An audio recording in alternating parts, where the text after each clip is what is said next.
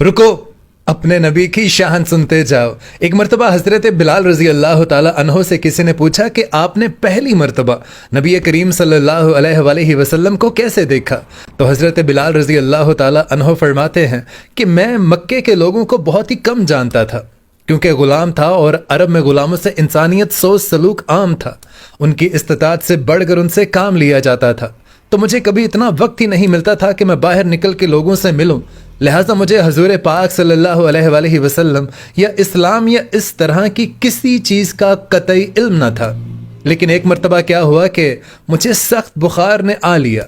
सख्त जाड़े का मौसम था और इंतहाई ठंड और बुखार ने मुझे कमज़ोर करके तोड़ दिया था। तो मैंने लिहाफ लिया और लेट गया, और उधर मेरा मालिक जो मुझे ये देखने आया था कि मैं जौ को पीस रहा हूं या नहीं, मुझे इस तरह से लिहाफ में लेटा हुआ देखकर आग बगोला हो गया। तो उसने मेरा लिहाफ उतरवा दिया और सजा के तौर पर मेरी कमीज भी उतरवा दी और मुझे खुले सेहन में दरवाजे के पास बिठा दिया कि यहाँ बैठ के जौ पीस। अब सख्त सर्दी, ऊपर से बुखार और इतनी मुशक्कत वाला काम।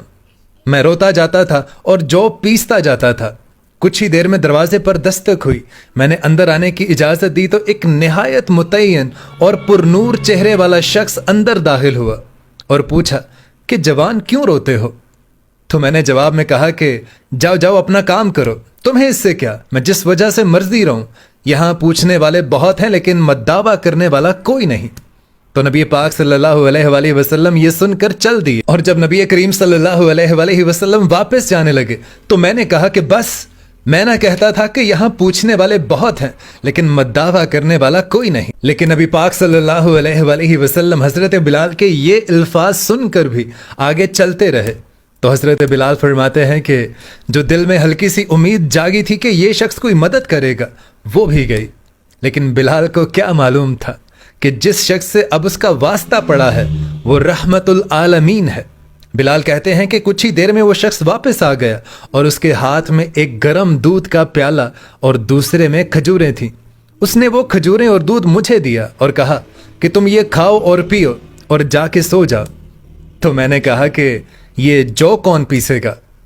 ना पीसे तो मालिक सुबह मुझे बहुत मारेगा। तो आप सल्लल्लाहु अलैहि वसल्लम ने इरशाद फरमाया कि तुम सो जाओ, ये जौ तुम्हारे हिस्से के मैं पीसूंगा, तुम मुझसे ये सुबह पीसे हुए ले लेना। और फिर हमारे नबी पाक सल्लल्लाहु अलैहि वसल्लम ने एक अजनबी हबशी गुलाम की खातिर सारी रात चक्की पीस कर उसके जौ पीसे, और जब वो सुबह हज़रत बिलाल उठे उन्हें पीसे हुए जौ दिए। और सिर्फ इतना ही नहीं, हज़रत बिलाल फरमाते हैं कि दूसरी रात भी ऐसा ही हुआ कि आप सल्लल्लाहु अलैहि वसल्लम तशरीफ़ लाए, उन्होंने मुझे दूध दिया और दवा दी।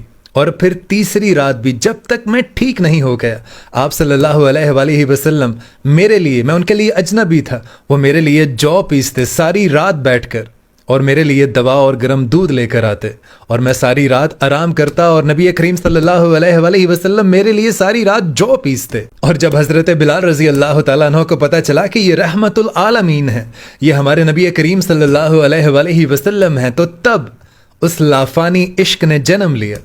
और आज भी हज़रत बिलाल को सहाबी रसूल बाद में और आशिक रसूल पहले कहते हैं। सुभान अल्लाह। इस वीडियो को ज़्यादा से ज़्यादा शेयर कीजिएगा। जज़ाकल्लाह।